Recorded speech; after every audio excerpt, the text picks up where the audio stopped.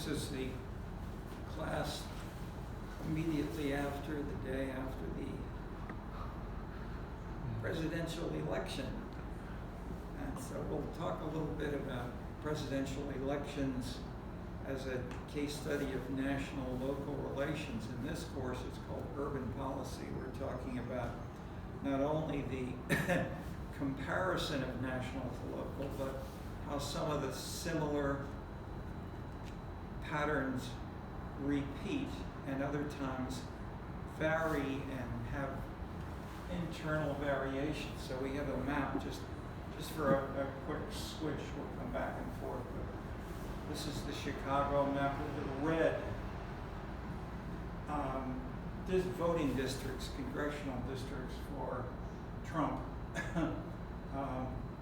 within the city, which is generally blue, but there nevertheless are some, looks like some African American areas very near where I live in Bronzeville and coming down toward just north of Hyde Park. Look as if we have Trump voters in majority.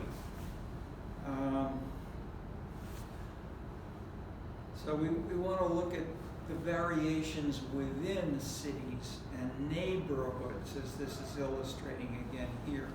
Going down to neighborhoods, instead of saying Chicago is Democratic, but then we look at within Chicago, we find more variations. And this is a big pattern which is increasingly focused on in this course, as these data, in part, it's because of more ethnographic field work, neighborhood by neighborhood. It's also in part by the increasing availability of local area data. This is not from the Tribune. This is not from the national media like the New York Times. This is from a block club news organization that is funded by some of the Chicago foundations, like MacArthur, big foundations that try to sponsor journalism to journalists to write about their immediate neighborhoods. So usually the journalists live in these neighborhoods. They go to local meetings, they talk to civic groups, they talk to average folks and so forth. And then they sometimes try to interpret things like this. And then talking with some people who may live in not only in the area, but who go to places like, especially for men, barber shops. For women, hair salons, but also fingernails exploded about 20 years ago in Chicago, with having lots, and it's distinctly in African American neighborhoods. We can have, African American women have got some unbelievably sophisticated and colored combinations, and it can take hours to do these. And so some of them do them themselves, but most of them go, or many of them go to low-income women still go to these nail salons and get very elegant treatment. So when they're there, they chat. They talk about politics. They talk about that man who was, okay, and that man can be the Trump, that can be the missing man, it can be many things. Establishment. And then, of course, with specifics in mind. Orlando Patterson at Harvard, Jamaican in background ethnicity, is a wonderfully sensitive observer. He's published a couple of novels as well as a professor of sociology, and contrasted 4 types: black, white, middle class, lower class. And those 4 boxes are very different, he stresses. And so the men, lower status, they may move around from different women. They often don't have a legal residence at all. And so they may live with or visit with different women who they're friends with for a day, a week. 2 weeks or whatever, and may have children with several of these as well. So these were, I would say, the slight plurality, if not majority, with the lower status women and men and women. The men, therefore, have tended to vote much less at much lower rates because they don't have a legal residence, they don't have a place to think about it, and also are less connected with the neighborhood civic groups, party groups, precinct captains that tend to increase the turnout. For women, including lower status women, who tend also to be much more active in churches, especially Baptist churches.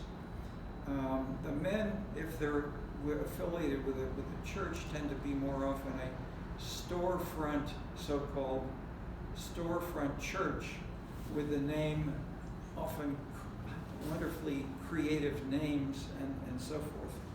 I'm pointing to these because in recent weeks, Trump made a strong effort to mobilize younger men, including some black men, in part in response, of course, to the in the one debate between Trump and Harris. Harris, one could say, it was very clear. I mean, I was surprised at the degree to which she stressed women, men, and she, as attorney and prosecuting attorney in Oakland, she would defend women who may have been beaten or had not been supported financially, etc. It had a very strong, well, then combined, of course, with abortion, there's pro-abortion, strong themes. But it was, I would say that Trump may have picked up from that, along with other specific activities, the degree to which black men and men in general had not been paid equal attention to at all. So in a sense, how much difference did that make? Maybe if it's only a few people, it's only a few red places here. But if you go to Wisconsin, Michigan, Pennsylvania, these were critical states which very easily could have gone one way or the other for the whole state. And so these are where the two candidates were spending lots of their time and then trying to mobilize any subgroup. And so it is I'm focusing on some of these specifics of where and why to go, because these are the same problems for social scientists to try to say what are the drivers of this now, because no longer do we have at all the same degree the classic left and right, the classic up and high and low income, the high and low education. That is the classic, especially European socialist perspective on this was class. Politics was everything about class, and that had a Marxist twist, but not only Marxist, it was more generally as well. That changed when? That is a big question which we've talked about, especially with the new political culture. And so I want to try to bring in some bigger themes that we can link to the readings, to the kinds of analyses we're doing here, and point out where and how we connect or how they don't connect with national policy such as we may have here on the map. And then we'll have a little bit of cross-national references to look at where and how these patterns are similar. Just to mention that very briefly, the Trump election, in a sense, and the ease there, that is the huge difficulty to getting a majority, sounds simple compared to the European context, where they have, apart from England, where they have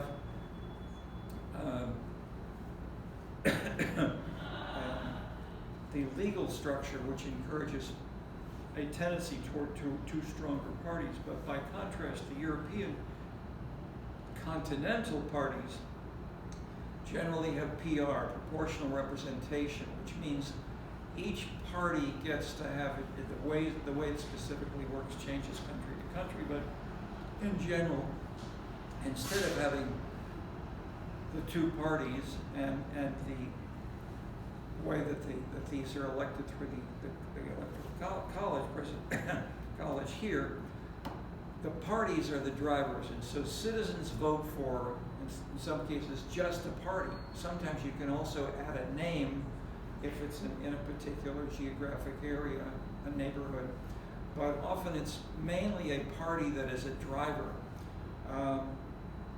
And then, based on the proportion of votes that go to that party, they get seats in the city council of that city. As I was looking at this in Italy, for instance, I was teaching at the University of Florence to see why and how is Italy changing, and that is I was writing the book at that point, the new political culture. I tried to see where and why is this different in other contexts, and how can we understand better these patterns elsewhere. One thing I saw was that one of the indicators of changes were the proportion of women who were mayors and proportion of city council members who were women. In Italy, many of the far south areas, which you might think the least educated, the lowest occupational level, the least likely to vote or whatever, you would think, and the classic images of southern Italian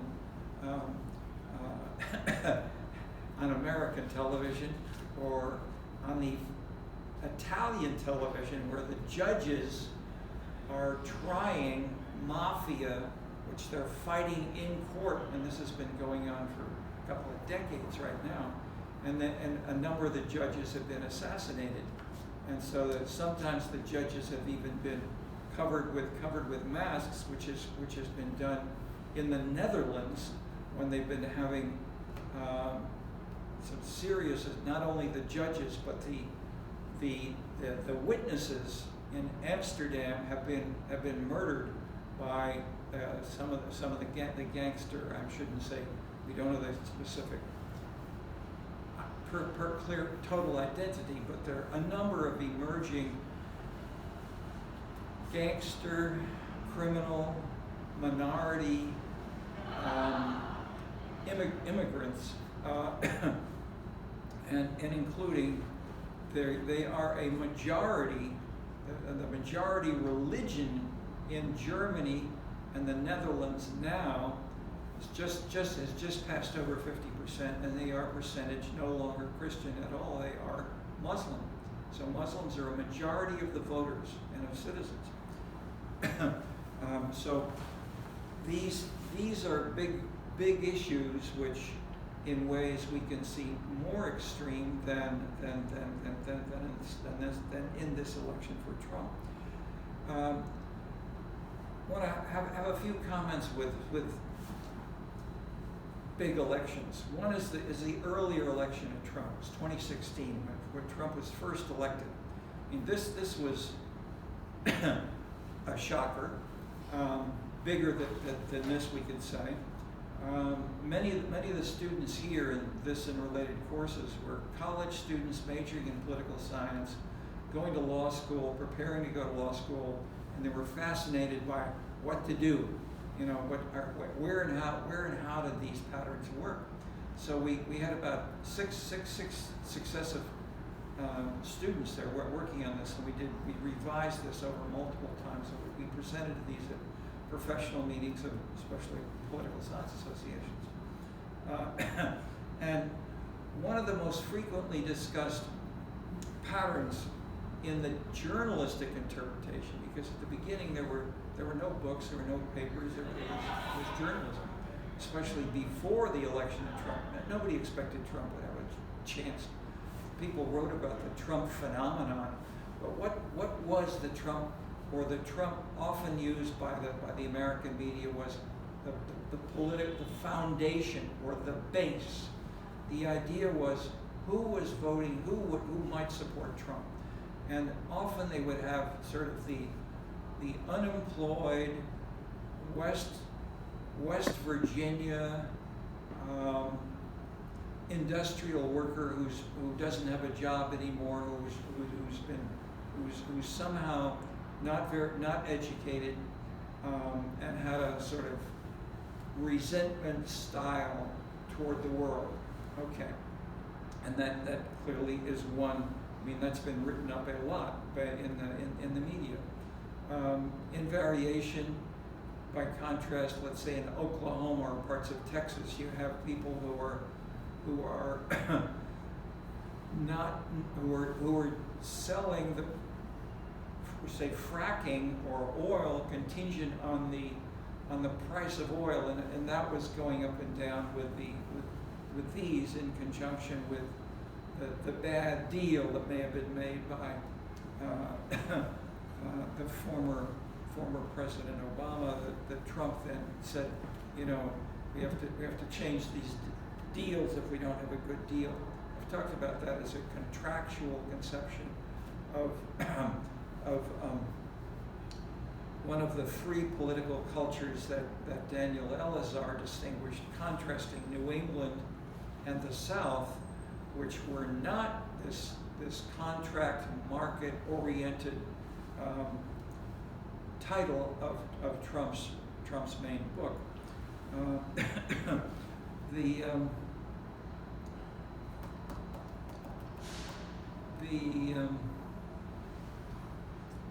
I want to introduce 2-3 themes with Trump, which we came up with looking at him there, and then which has been written about frequently. I heard I heard one NPR, National Public Radio, brief summary of a book by two co-authors, one writing for the New York Times, the other for another news media. It's a biography of Trump, or at least whatever, on Trump in politics. The only thing they mentioned in 2 or 3 minutes was his sort of personal style, and a style of resentment and getting back at people who did something to you. But they maintained, at least, that Trump had done this from his 20s onward, that he was continually fighting against other people, and that this came back in bigger patterns of real estate, of politics, of funding candidates for office, and making political contributions, as he made for decades many large contributions to the district attorneys of cities, as well as state attorneys in areas where he had real estate investments or political involvement.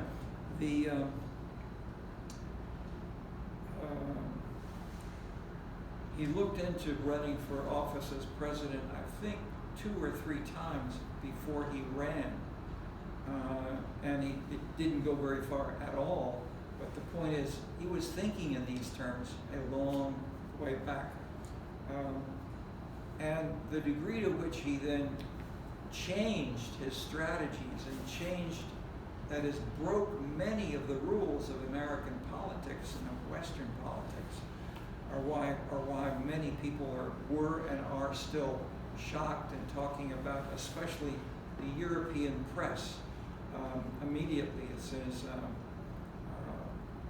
middle of the night last night, the Guardian was classically the Manchester, it was known as the Manchester Guardian in the 19th century, was a major follower of Adam Smith liberal in the sense of pro-market politics, and the newspaper is complemented and was owned and connected with by the Economist, so named magazine, weekly magazine, does a lot of politics as well as economics, and it follows a generally market-oriented, although much less consistently so than by the Chicago Economics Department, traditionally, let's say, the Milton Friedman, George Stigler era, which is now, I've talked about in terms of its, and which is, there's a lot of press in the Economist magazine as well as we have here, of course.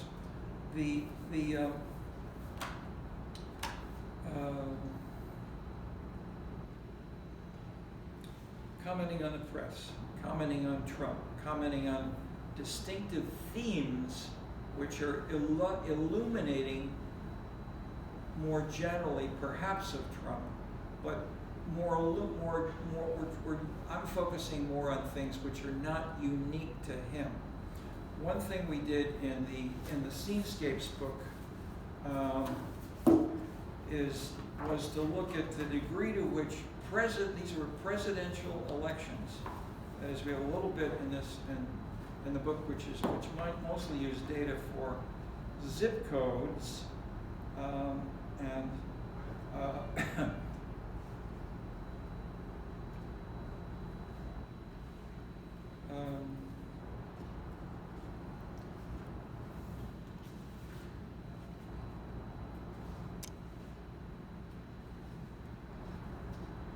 from the yellow pages and from local areas in that way, but I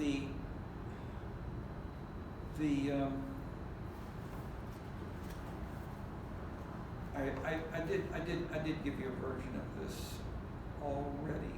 It was there we go, page 259. I'll just hold it up here. This does not include here the first Trump election, and then we've now, of course, got this one. But the simple point you can see is that. Okay, good. Thank you. 259. This shows a consistent rise for over 5 presidential elections before Trump. There was a continual rise of the importance of social issues. That is, these were not, and we measured them initially in the New Political Culture book. That was the term we used, and many did at the time, social issues. Here in Scenescapes, we tried to say in more detail, what are social issues?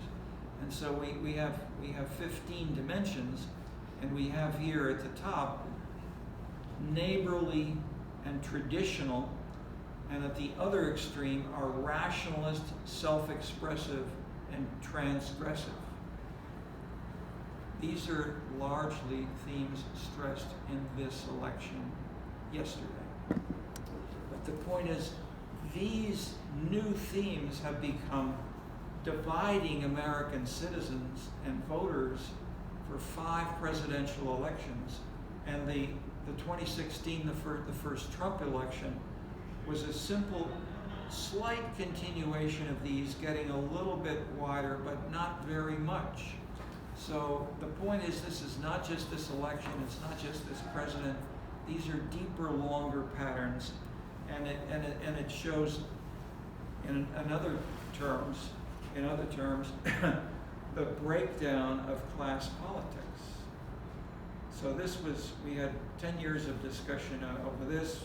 Marty Lipset and I published a book called The Breakdown of Class Politics after publishing initially. It started with a paper we did, it was my title, called Are Social Classes Dying? And it was a little bit deliberately provocative because the argument of the paper was not that social class was dying, but that it is decreasing as these new things are coming up.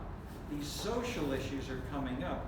but the traditional fiscal, economic, rich, poor, neo-Marxist kinds of drivers of voting, politics, social, so many other lifestyle measures are weakening with class going down, and class was never that important in the US, much more so in Northern Europe, in the voting patterns. The Scandinavians were the highest.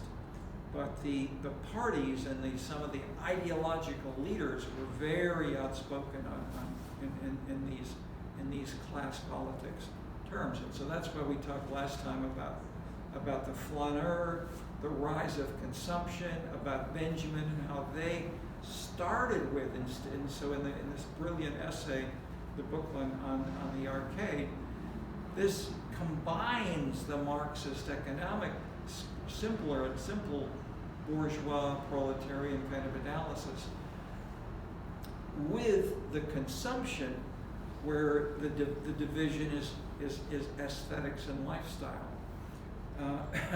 That is, and what is that division now, which may have been stressed?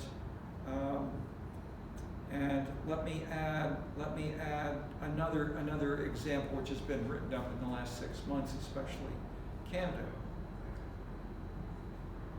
President of Canada has done the same thing, if you will, as Harris did, but went definitely further, going further in moving away from the blue-collar, male, working class, manual workers of the traditional left, socialist base, and embracing the new issues which are here, which are transgressive, self-expressive, and the like.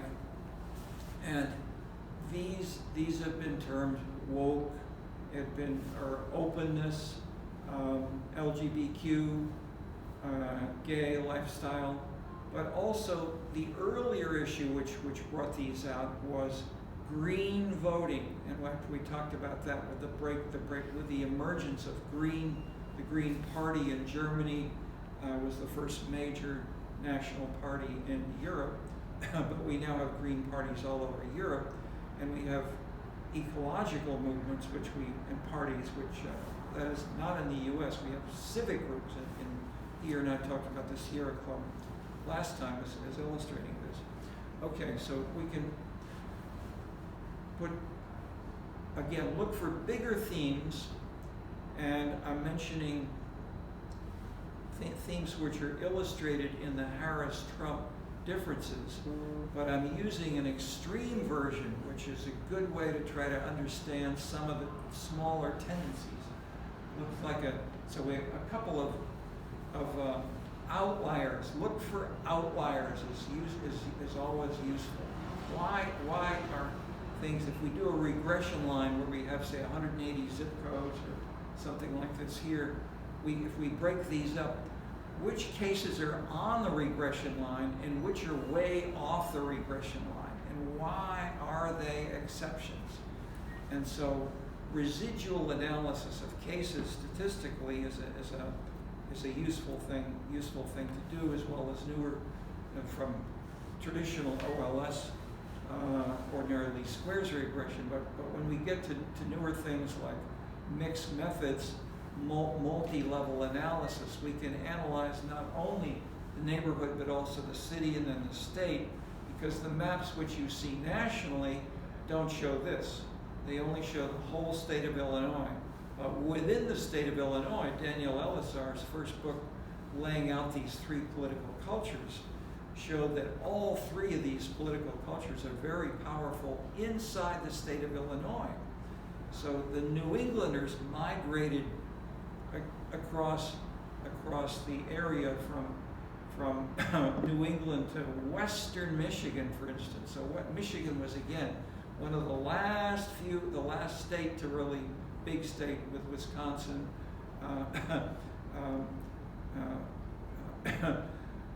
after Pennsylvania, but these two states of Michigan and Wisconsin are excellent with Illinois. That it doesn't show up for the state of Illinois in the state data. But if you look at the Elazar analyses, in which we've talked about here briefly, the migration pattern nationally went right through parts of Michigan and went to western Michigan especially, where you had Dutch Calvinist groups that are very important, and they've been detailed by Charles Bidwell as professor of sociology here. Did a lot of work on those qualitative ethnographic studies of the schools and the school boards, because the values of articulating they have in one town is named symbolically Holland, Michigan, and some of the girls would go to school wearing wooden shoes, especially following the old Dutch tradition, but having these kinds of symbols were used as a I have a sister and brother-in-law who lived there, and the brother-in-law was himself of this kind of Western Michigan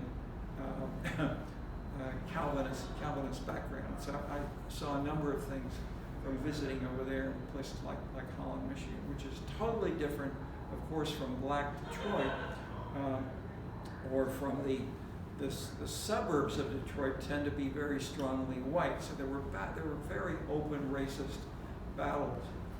When Ronald, and I'll flash back, another president I'll bring in a little bit, it was again major. I get really most of the session about 3 weeks ago on the city money book really showed how the election of Ronald Reagan was and is still misinterpreted by most historians, journalists, political scientists. It was a bottom-up movement of the same sort that we see here, which has been missed by most people who look at the top and on the national media patterns of which get so described. We had the mayor here on this campus, social science building, room 122 is the classic lecture hall there. Biggest, it was all the social sciences were there then. And Coleman Young came there, was jammed with the crowd. Ronald Reagan had been elected about a week before, and he said, "You fools, why did you do that? You elected Prune Face. Prune Face. How could you give us that?" Okay, how many of the faculty and students voted for Prune Face? Probably zero. Well, who knows? Maybe not. But it wasn't just based on the shape of his face. Clearly, he had then, as a classic traditional Republican ideologue, fiscally conservative and socially conservative. And I mentioned that I was then going to Washington a fair amount and working with people who were working with national media and doing surveys of citizens, and trying to do more of this, not just descriptively, but then advising political leaders. So Reagan was the first president who had daily citizen polls. How good a job is the president doing today? Question like this, every day that was asked. And when Reagan talked about we need to have a school prayer where everybody puts their hand on their heart and says, "God, please help us." This kind of activity was not supported by more than something like 15% of the American citizens. But Reagan was still talking about this. So his pollsters would say, "Don't do that. The day when you're on television talking about no sex education in school and school prayer, your popularity goes way down. Whereas if you talk about low taxes, takes off. Okay, and that is still there in part with Trump, but that a little bit, I mean, but I guess the main thing which is important is how much he knows that that's the classic Republican tradition. And so he adds more to that. He built much more on the use of social media, really probably the first strong presidential candidate in the election. That was the critical point. How did he get elected in 2016? He wrote these little tweets. He wrote these, one sentence, 2-sentence comments, attacking others, saying this and that for weeks and months, day after day, multiple times a day. Sometimes really himself. Other times he had advisors who were very, so people traced which machine it came from. So they even would compare Trump's advisors with Trump himself. But the point is, and again, another big concept from Dahl, issue specificity. Trump was doing issue specificity. He was not just saying the Republican Party program is to be to the right. No.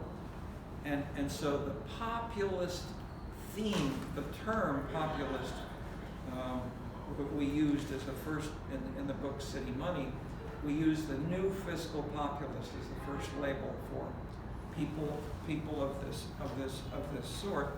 And the revolution, as we pointed out in the book, was they were Democrats, fiscally conservative Democrats, mayors and city council members who cut their budgets in the years when everyone said you're continuing the post-World War II growth of spending.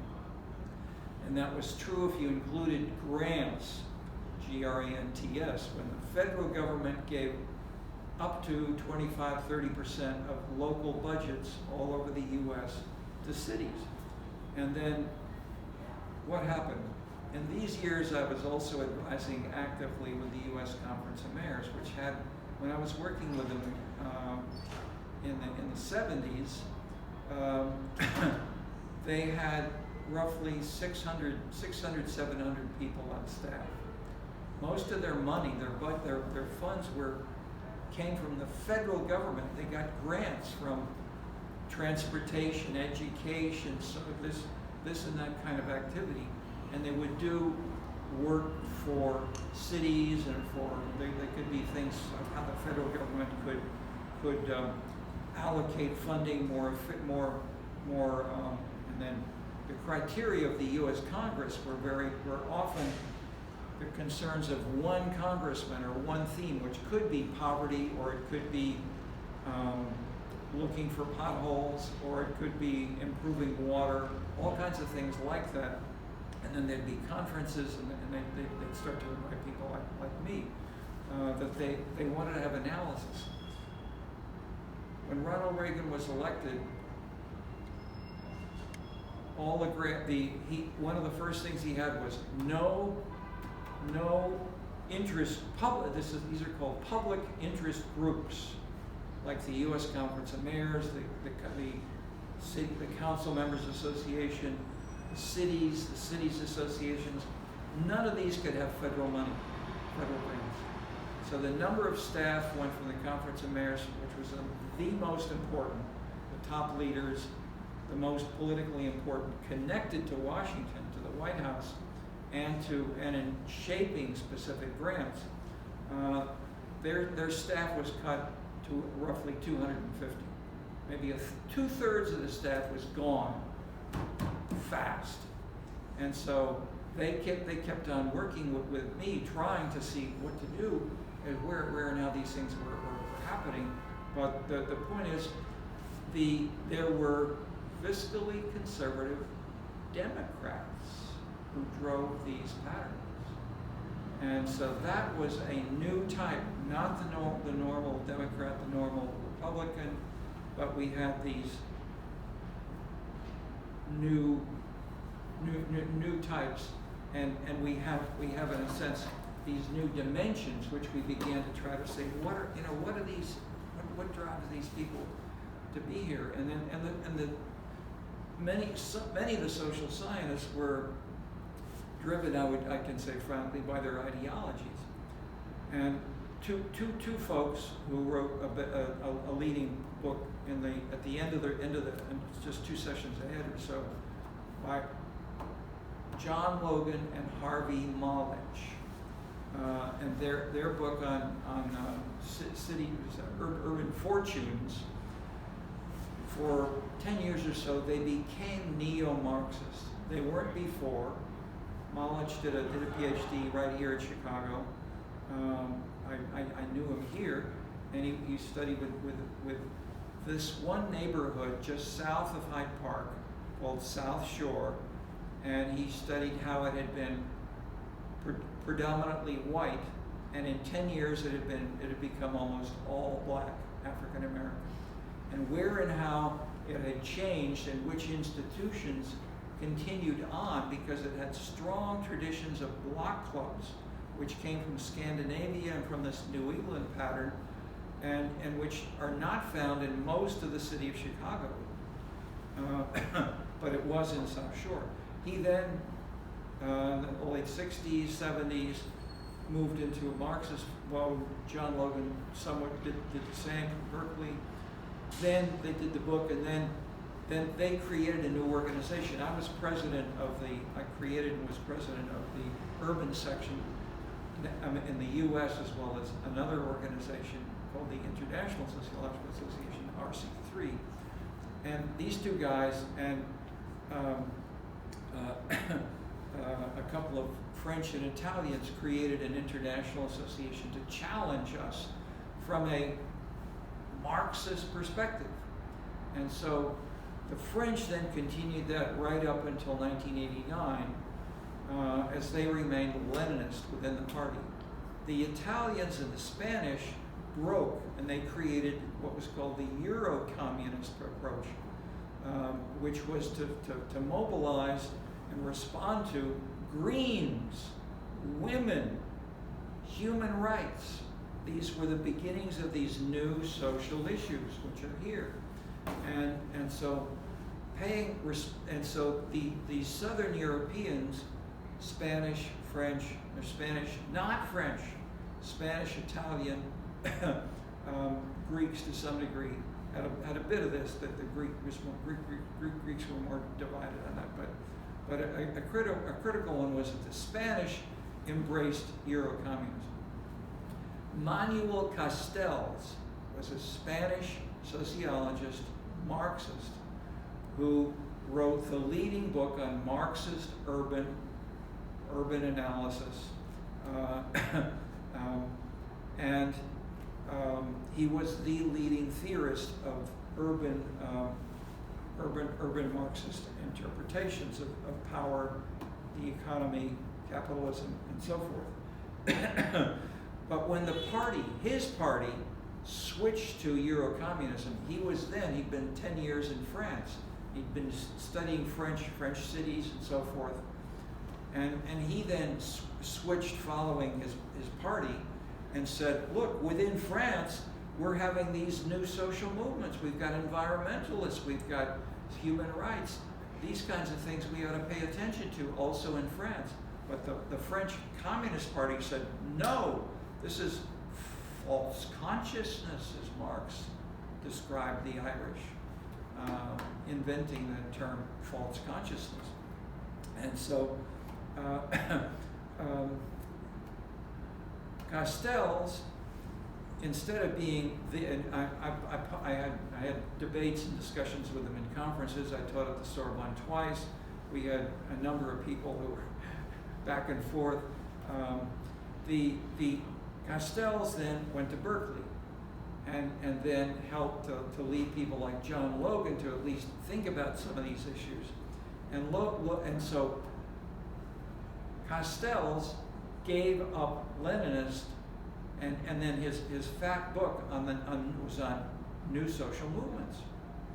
And he said the old traditions of the past would be to ignore these, and he didn't even mention the word Marx, but he was talking about Marxist analysis, in which his own book was the leading book on the topic. Okay, so I'm pointing out, as I did last time, the themes in the theories, both ideological, in this case very clearly, in this historical case, it's very clearly documented. He wrote about it himself. He himself explained these in publications.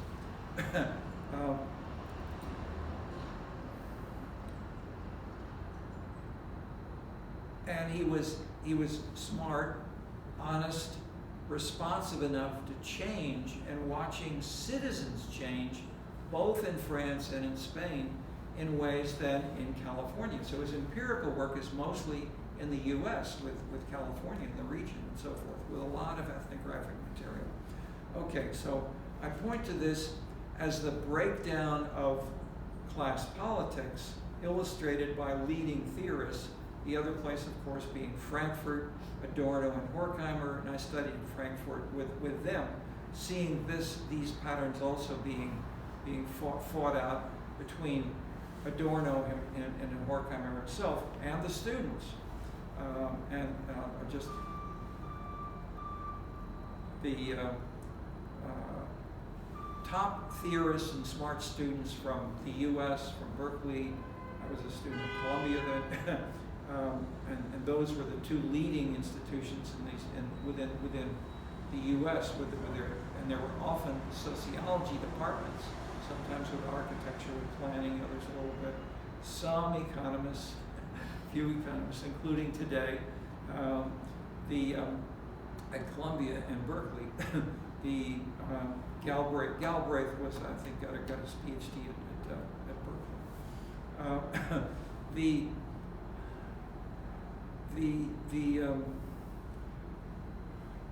efforts to make sense of these and interpret this clearly were and still are with us now. So I'm mentioning the breakdown of class politics was then sparked in part by the paper we did called Our Social Class is Dying. We had 10 years at conferences almost. The book summarizes those in chapters by the key participants, and some of them were ideologically committed at the beginning. But what was brilliant about this, which was a wonderful pattern, was the younger scholars learned in every single meeting that each time, 6 months, 3 months later, we'd meet again at another professional meeting in another city, sometimes with Berkeley, sometimes people from Wisconsin, etc. We learned from each other. And we found new patterns. If we got better data, longer time periods, lower levels down at keep Chicago up there. We don't have a lot of pictures for today, but you know them if you take a look yourself at the lots of press. There'll be a lot of press, and it will be years again before we'll really have the digging down into where and how the ideological leaders and where and how these things were put together. We have bits of now by journalists, but they tend to get deeper and more subtle and more analytical and interpenetrating the social sciences in the next 5 and 10 years, which are going on right now. Okay, so the big themes. I want to link populism, the use of social media, the party illustrated by the Communist Party in most strong, visible way. Did I mention I was teaching in Italy to try to see where these patterns worked? And in southern Italian cities, 50% of the council members were women. In this area, so in the book, The New Political Culture, and then a little in the City Money, we used women as council members and mayors as an important intervening variable to try to understand where and how these new issues emerged and were politically successful. And so Harris, running as the first woman president, or hoping to be, crooked Hillary was the major candidate before that, but Trump won against her in 2016 using that label. Although it was Bernard Sanders who really generated that label within the Democratic Party and lost her legitimacy with many women who were more concerned about the crooked theme and the high fees which she got from Wall Street and so forth, which in turn led to lower turnout for Hillary Clinton, and which in turn led to the very close winning of Trump. Okay. The populism, the labeling, the parties and their particular changing orientations. This has been continually in the press as we have individual leaders. This was pointed out most visibly, I've mentioned briefly in the City Money book, where we looked at where were the first, that is, none of this was happening nationally. I told you about the example of the pollsters would say social issues are there to Reagan, don't talk about them. But if we tried to understand more deeply who was supporting these different social issues, the patterns here were happening. So the example which was most visible in a contrast between New York and Pittsburgh. This was with 6-7 years we worked on the book Becoming City Money, but we looked for where and how fiscal policies changed. And New York had its huge fiscal crisis, which ended the continual growth in incremental manner that Goldowski talked about. And so we have a cutback in some cities. And some cities never really went up the way spending did in New York. And the most dramatic, so many of the analysts, Roy Ball was one of the top people at Syracuse, and others were staffing many of the public administration people. They trained, they went to Washington. I was in Washington as well with many of them. We went at meetings. Roy Ball was an economist. I went to meetings, the American Economic Association. We had exchanges with them. I taught urban economics with George Tully, and Ed Glazer was one of our students, etc.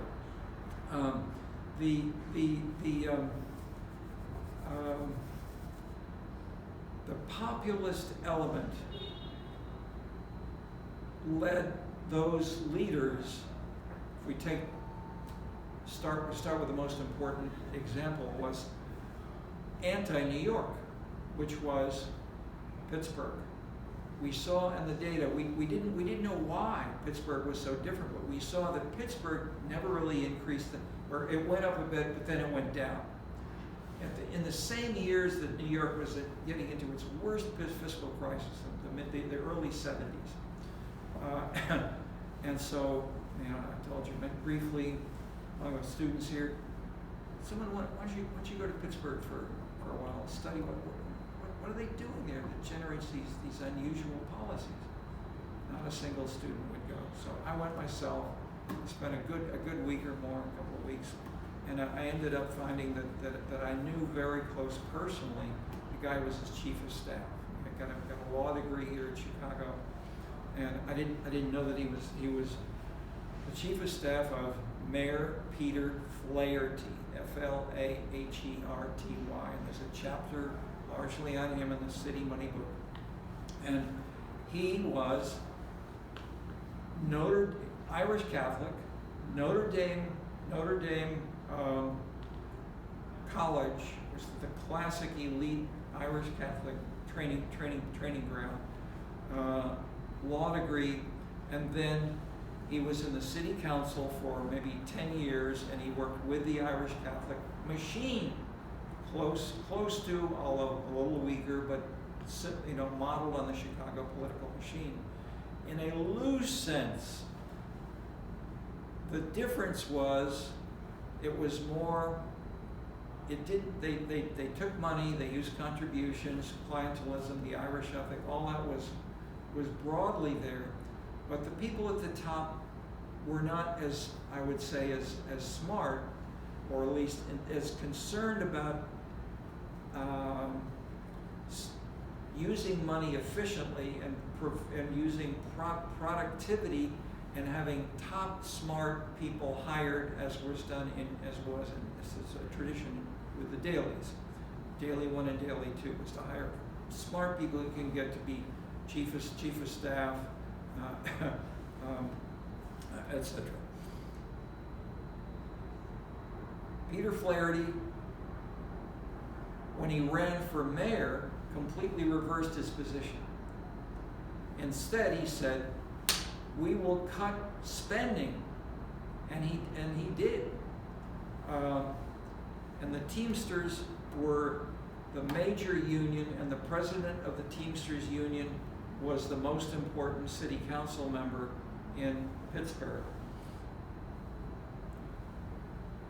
After about a year and a half, the top staff, illustrating again a micro example of these kinds of things emerging, the top staff immediately when they took office, they stopping using big black limousines, chauffeurs, these were the Teamsters, and they drove little cars themselves.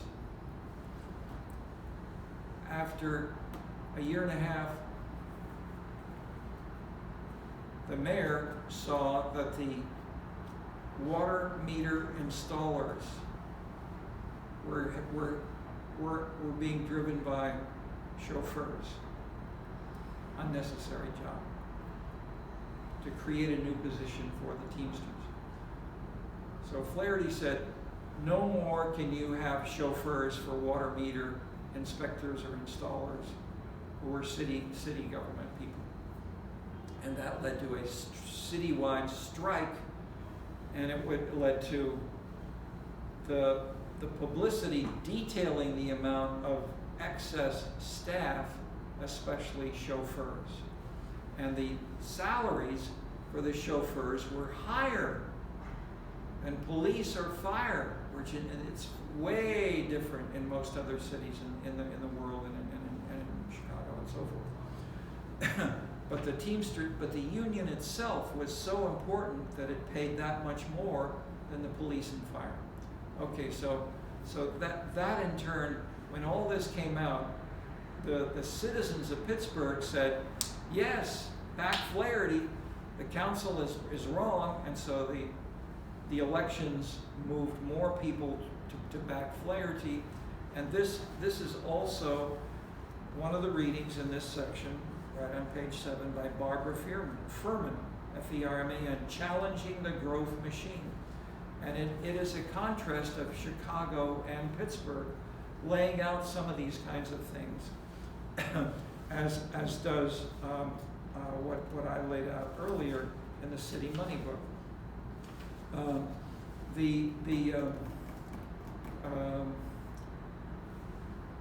Flaherty transformed Pittsburgh in this way of doing issue politics.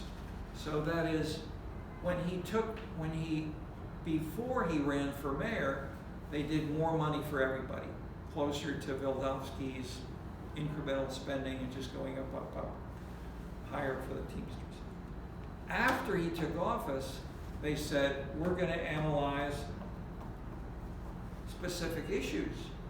And if we want parks, we'll have a committee, we'll review parks. Is this a good project or not? We'll bring in outside experts from outside Pittsburgh. How much should we spend? How can we do it more efficiently? If we want to go to another issue area, streets, potholes, and so forth, we want to do it efficiently as well. That's what Furman talks about, that this was being done in Pittsburgh, but not in Chicago. That is, in those same years in Chicago, just continued what was good for the machine. Okay, whereas in Pittsburgh, they were destroying, or that is, cutting back, trimming the machine and transforming it toward issue politics. And more generally, I would say, why focus on these two cities? Because this could be found in Paris, in Milan, in Tokyo, and so forth. That these strong political parties, with their high spending left programs, have been transformed. And but then where and how these revolutions at the local level were treated were very different. So in places like Manchester and Coventry, I worked with people who were studying those mayors in England, and they eventually led into Tony Blair. It was a style of politics closer to Peter Flaherty. By contrast, in France, the mayors of the most sort of the French Silicon Valley was Grenoble, and the mayor of Grenoble and the mayor of Lyon were openly attacking as candidates, and were elected on these terms, against the Socialist Party, which at that point was Mitterrand, who was governing with a coalition with the communists. And they had doubled the proportion of national workers, with banks, with some major industries, Renault and so forth, were already, but there's these went way up under the communist leadership. These mayors then 2 years later, a bunch of them ran, and citizens voted against the strong socialist policy. These mayors these mayors were not racist. They were not anti-immigrant. They wanted to be socially. They were like Silicon Valley. They were like Paris, if you will, in that sense of being socially progressive. But by contrast, they were much more fiscally conservative. What happened to these two Frenchmen? In a sense, it was analogous. This was not the Communist Party. These were now other parties. These were centrist parties. These two. They were not the socialist as well of Mitterrand. They were sort of independent in ideology. Both of them, within their own parties, however, in the next few years, both went to jail. They were found guilty of taking bribes in terms of corruption. We don't know how much it was at all true at all. Maybe these were, if you will, legal labels, and they went to jail and they were no longer mayor. But the point is, the parties destroyed the two mayors. And so in a strong party structure, neither Harris nor Trump would ever have been chosen, because the parties, that is, these are both coming up from below instead of from the top. In that sense, Reagan in that sense was more of a I don't want to overstate, but I'm simply pointing to the world. And then just to add a sentence or two, if we look at the European situation now, it is more diverse, more complex, more conflictual, and in part because they have the PR, they have the party systems. The two most dramatic examples I mentioned were the Italian southern cities where the communist parties had all these women. Then Berlusconi, who had a lot of money and owned many media, he managed to become elected prime minister, mayor in Italy, and doing so by showing the corruption of the traditional parties, including the communists, the socialists, and the Christian Democrats, and the three parties were destroyed. And there were 35 different parties that the Italians then had to vote for. 35 parties. In France, it was Macron. Again, same thing, strong, and then young lawyers and administrators in both of these two countries were attacking and finding corruption with the political leaders and the parties, and that many of the top people either were indicted, if not went to jail, lost their offices, and then Macron won with he created a whole new party. Nobody heard of him before, but he had a majority. I think it was a majority right the first time that he ran, and he today is still president. He's the most important single European active EU leader in trying to formulate a European position separate from the Americans. And so how to handle especially the Ukrainian war and how to deal with the Russians, because he's very worried about the Russians.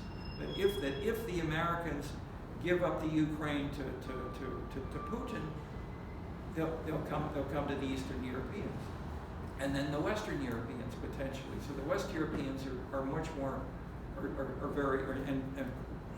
Macron in any case is very worried about this. So in that sense, the international, the local, coming down to the micro individual level is valuable to see and look for where and why they're different. I'll mention one more example in terms of the breakdown of left and right.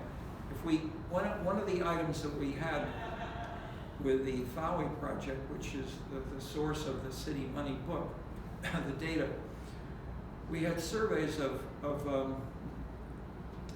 initially we had 51 and 62 that we went to all the mayors over 50,000, I think it was. And so this was roughly slightly over 1,000 mayors in the U.S. And we asked them questions which were a standard list. How much would you like to spend more, same, or less? Increase spending, same, increase, no change, or cut.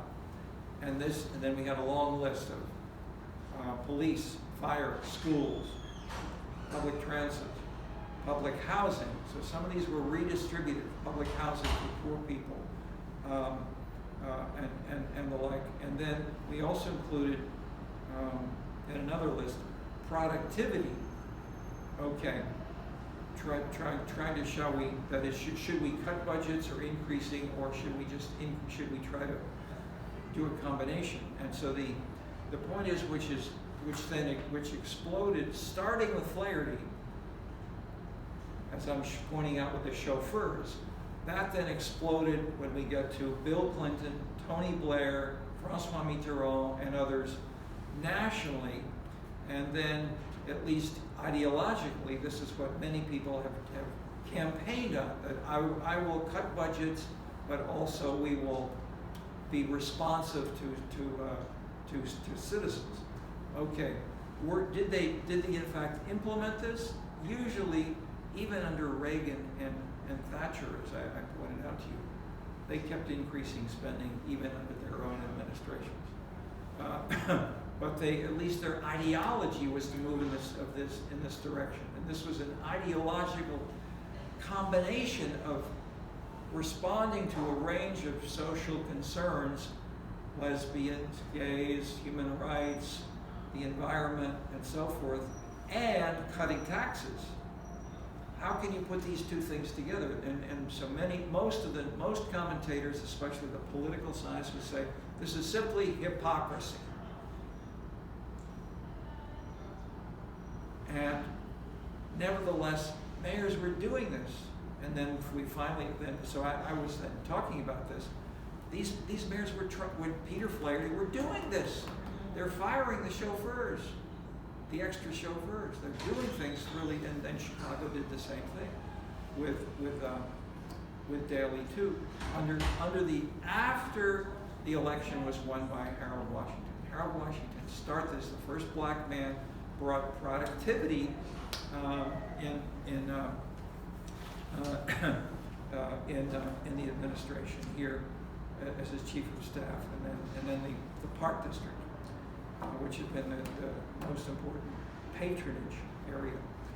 Okay, we're near the end.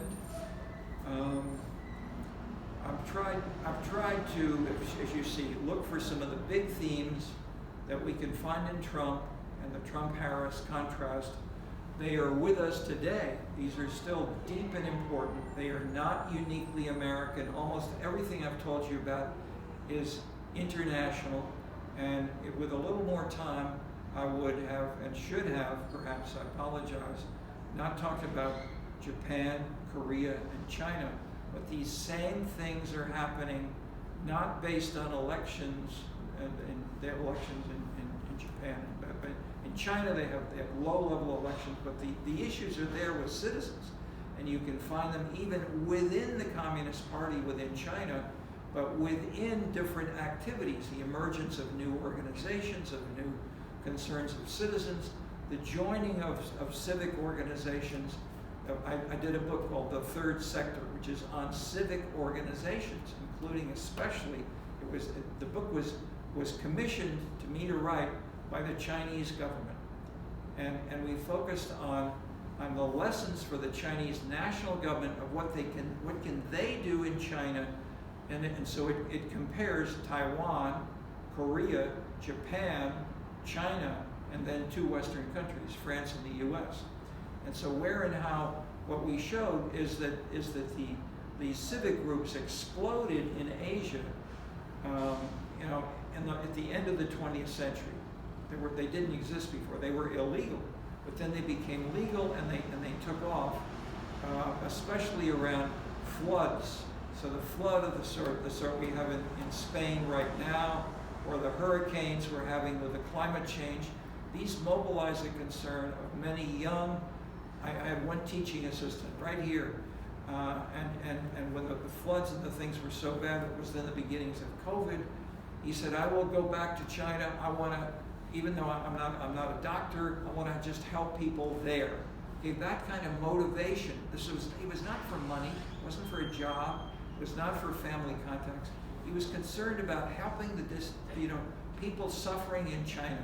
And he was enough of a patriot that he left his TA, his scholarship at the University of Chicago. He went back to China. Okay, at that point, there are millions of people in China today who are in civic organizations, as well as looking for ways of changing. And the national government, to some degree, has permitted and encouraged these, especially around issues such as the environment and health. Okay, so my point is, these are happening from China to France to elsewhere, although most of my examples came from areas where we've studied those cities or those countries that we know about more, but the patterns we're also trying to see. I mean, they're not exactly, they're always national differences, but they are useful because I just said it very briefly, the Canadian example,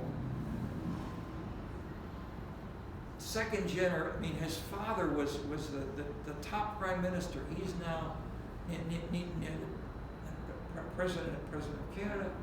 His popularity has gone down to very, very low. If they had an election, he'd be kicked out.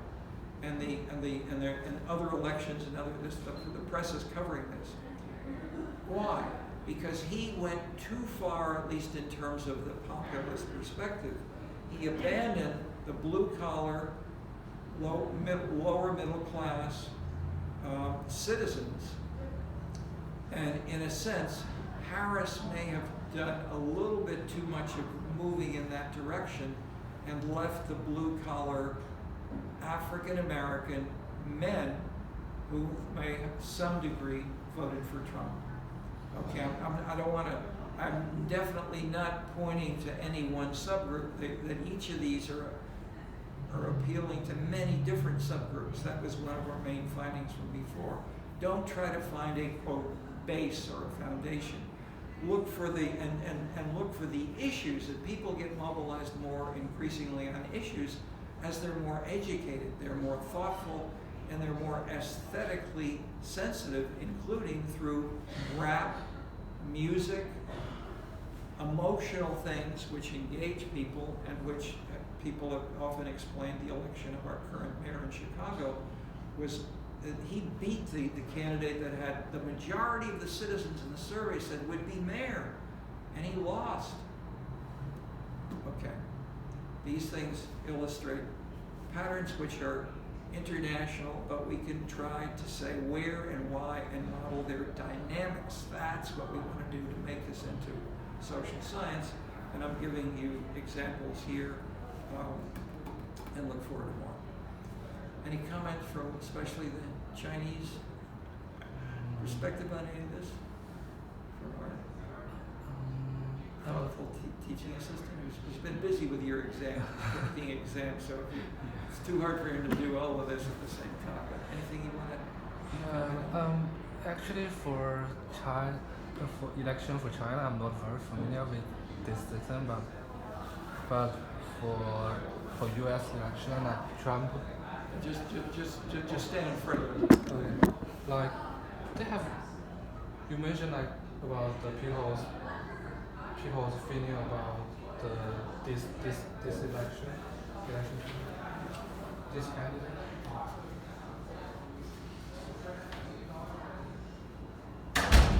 Sorry. Go ahead. Yeah, you mentioned that for like people will think about their like candidate's personal characteristic. Like Trump have a very popular song like Young Man. I'm not very familiar with the whole thing, but they have a very popular song with Trump song. So that's kind of like a popular culture to help them to get a lot of like votes from these people. So This is in the U.S. or in China? in US, like Okay. and also in China, a lot of people agree with very like very attracted by Trump's personal characteristic, because he's always fighting with something like is also very similar with Chinese people's characteristic. So that's very interesting. There's one woman who wanted to explore these kinds of things, and so she took Putin and the president of Turkey, but especially it was Putin, and he made in his campaigns he would have no shirt, and he would be driving a tank, or he would be on a motorcycle with no shirt, and so motorcycle, tank, and then one of them was called, I think, a movie. They made a movie called Putin's Kiss. And so Putin's Kiss would wake up the sleeping beauty, and she would wake up and support him as a hero.